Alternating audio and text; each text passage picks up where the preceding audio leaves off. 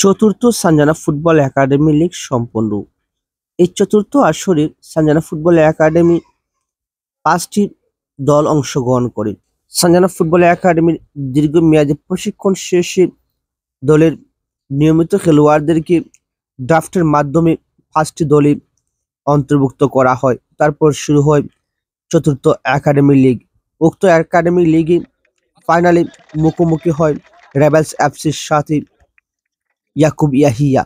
ইয়াকুব ইয়াহিয়া 2-1 গোলের ব্যবধানে শিরোপা আদায় করে নেয়। চ্যাম্পিয়ন হয় ইয়াকুব ইয়াহিয়া।